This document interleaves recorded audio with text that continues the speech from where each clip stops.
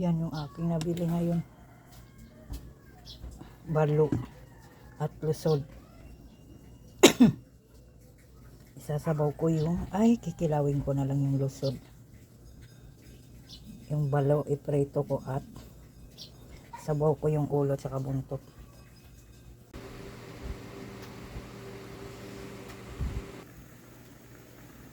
Pinirito ko naman. Ang bango na ng aking sabaw. So, mailalagyan ko na ng gulay. Kita mo, diba? Makulay na siya. Yan. Ang ulo ng aking batalay. Mabango na dahil sa tanglad at alugbati. Luto na yan.